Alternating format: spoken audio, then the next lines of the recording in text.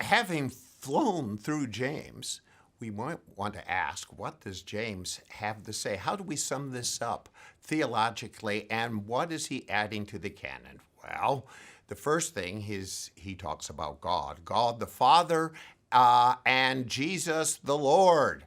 Well, God is the creator, he says, the Father of lights. And often we forget about that. We forget about his creation, or it becomes simply a doctrine and don't realize that all good theology is rooted in God as creator. God then sends good to those who ask. He doesn't send evil. You see, God doesn't change like his creatures. He only sends good. And he says, well, the lights of heaven, they change. The moon changes, the stars seem to change, seem to move around. No, God never changes. It's good, good, good, good. Therefore, God does not send tests, but rather gives us birth to life.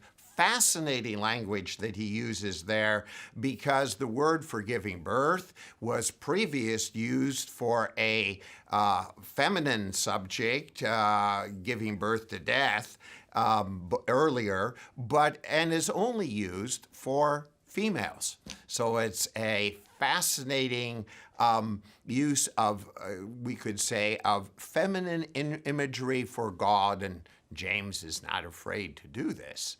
God, though, will not be two-timed. He requires our sole allegiance. One of the translation problems in James is in chapter 4, it often says, adulterous people or adulterers or something like that. And the word in Greek is adulteresses. It is feminine, and it is there on purpose to tell you that God's people are being like Israel in the Old Testament, untrue to him. He won't be. You cannot trust the world and God. It's with me. It's, me alone. It's not all. It's all or nothing with me. Is it all or nothing with you, says God. Jesus, then, is the exalted Lord, whose Torah is the royal law. Jesus will judge when he comes.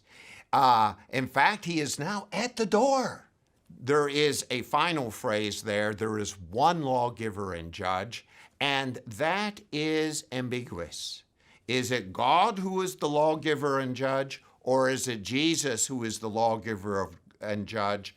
Or are they so merged in James's mind with Jesus as representing the Father that James himself has not made the distinction?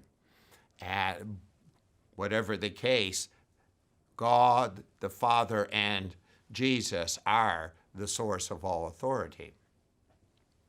Well, that was the good news. God will set things right, and God is the creator who creates life in us. The bad news is about human beings.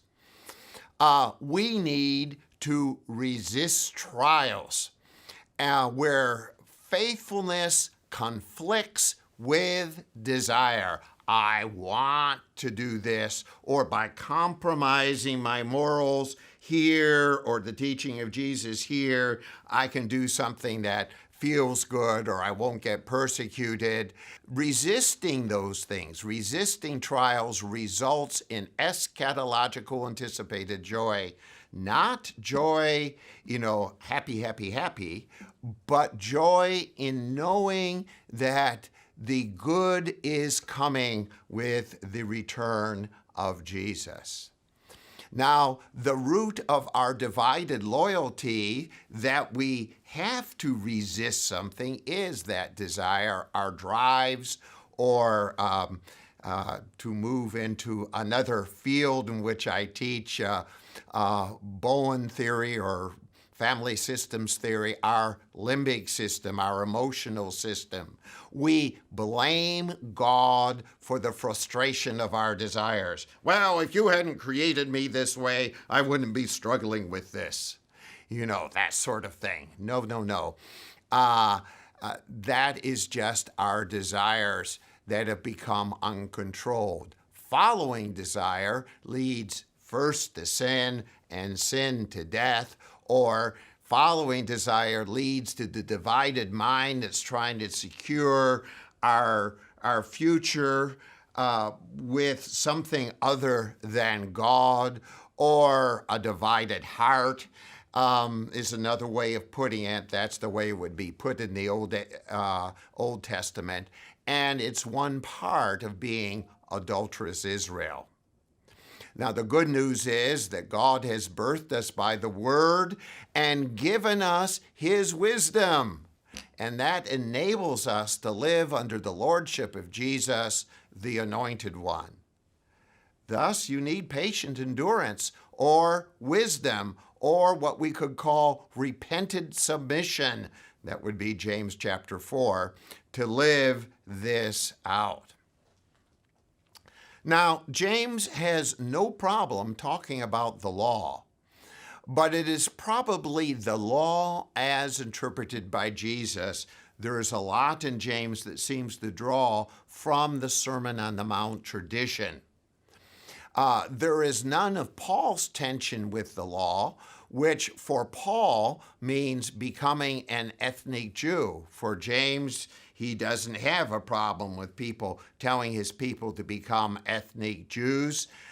Some of them would have been, but for whatever reason, that is not the tension in his churches. He doesn't have a problem talking about following the teaching of Jesus.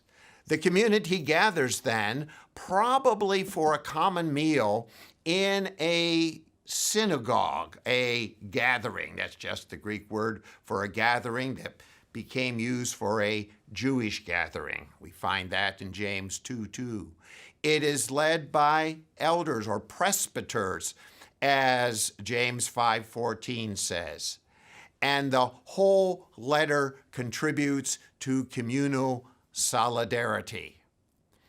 Now, Jesus is the exalted Lord, and yet also the judge at the door, so final judgment is soon. But don't think of judgment as something negative. When a ruler came to judge in the first century, they would sit in the town square, and what they did was they would say, bring the people before me, and, one person, will call him Claudius. Claudius, I hear you have done these great things for the town. Yes, the people didn't always appreciate you, but I have heard about it. I'm going to give you this honorable status or this laurel wreath or this particular position in my government, and so on. He rewards those who have been loyal, and of course he also rewards in a negative way those who have been disloyal to him. So judgment is a positive as well as a negative thing. We want to stand in the final judgment because we want the reward that is coming. Now, James also talks about not just suffering, but also speech and money. Jesus is ruler and judge, as we said, and suffering is then a test of our commitment, where we struggle with our desires, but where we show Jesus that we really are committed with him. Commitment is then to be single-minded, or it is worthless, says James. And I use commitment rather than faith because for us, the word faith often means something that we're thinking about. I believe this to be true. Whereas when it has a personal object like God or Jesus, the Greek word indicates commitment to that person, or I sometimes talk about allegiance to that person. And you either have commitment to that person or it is worthless. It's sort of like my talking about my wife. I am committed to her, or it is worthless. She would not be impressed if I said, I'm a very energetic man and I have time for you and I have time for Susie. That does not go down. Neither does it go down with God. So single-mindedness of our commitment is seen by the control of our speech and by the use of our money, particularly its use in charity. Commitment to Jesus, then, is obedience. Jesus is exalted Lord. He's even now standing at the door about the judge, and the true test of obedience to or faith in Jesus is obedience to him, and this obedience looks very much like, as I said, the teaching of the Sermon on the Mount.